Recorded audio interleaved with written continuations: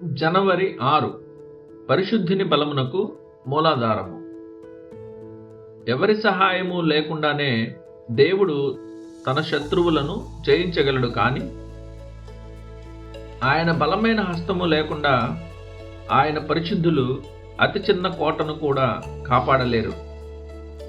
భూలోక సంబంధి అయిన సైన్యాధిపతి యొక్క బలము అతని సైన్యములో దాగియుండును. అతడు వారి రెక్కల మీద ఎగురును. ఒకవేళ వారి రెక్కలు గనుక కత్తిరించబడిన ఎడల, లేక వారి మెడలు విరిగిన ఎడల అతడు నిస్సహాయుడవును. కానీ పరిశుద్ధుల సైన్యములో మొత్తము సేన యొక్క బలము సైన్యములకు అధిపతి యగు ప్రభువునందు దాగియున్నది. ఎవరి సహాయము లేకుండానే దేవుడు తన శత్రువులను జయించగలడు, కానీ ఆయన బలమైన హస్తం లేకుండా ఆయన పరిశుద్ధులు అతి చిన్న కోటను కూడా కాపాడలేరు. ఇశ్రాయేలీలకు ఆధారమైన వాడు అనేది దేవునికి గల ఒక పేరు. సమూయేలు మొదటి గ్రంథము 15:29.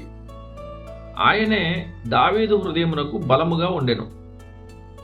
ఆయనతోనే కాపరి అయిన ఈ బాలుడు సైన్యం మొత్తాన్ని ధిక్కరించిన బలశాలిని సవాలు చేయగలిగాడు.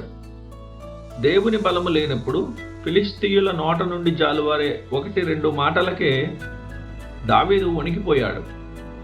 నాకు ఆశ్రయదుర్గమగు యెహోవా సన్నుతింపబడునుగాక. ఆయన నా చేతులకు యుద్ధమును, నా వేళ్లకు పోరాటమును నేర్పువాడై ఉన్నాడు అని దావీదు వ్రాసెను. కీర్తన 144:1. అలాగే పాపమునకు మరియు అపవాదికి విరోధముగా పోరాడే మీ యుద్ధములో ప్రభువు మీకు ఆశ్రయదుర్గముగా ఉండును. అపవాది ప్రమేయం లేకుండా ఎన్నడైనా పాపము చేయబడునా అని కొందరు విస్తుపోవుచున్నారు. కానీ దేవుని ప్రత్యేకమైన సహాయపు ప్రమేయం లేకుండా ఎన్నడైనా ఏదైనా పవిత్ర కార్యం జరిగినదా అని ప్రశ్న వేసుకున్న ఎడల ఆ ప్రశ్నకు జవాబు లభించును. నాకు వేరుగా ఉండి మీరేమీ చేయలేరు. యోహాను 15:5.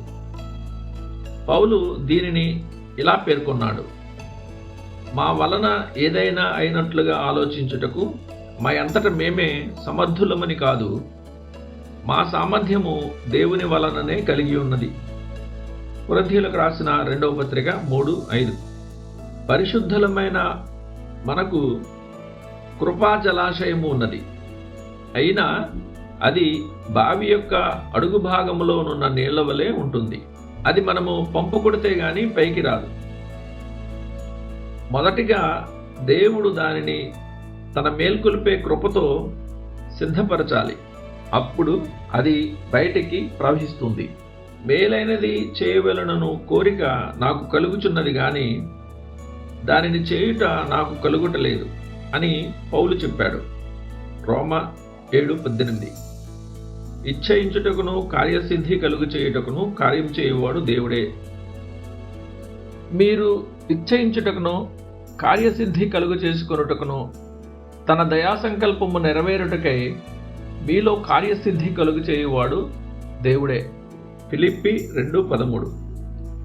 దేవుడు నిచ్చెన యొక్క అడుగున లేదా క్రింద ఉన్నాడు, మరియు పైన కూడా ఉండి ఆయన కర్తగా ముగించువానిగా ప్రతి నిచ్చెన మెట్టు వద్ద పరిశుద్ధమైన కార్యం చేయుటకు పైకి ఎక్కేలా మన ఆత్మకు సహాయపడుతున్నాడు.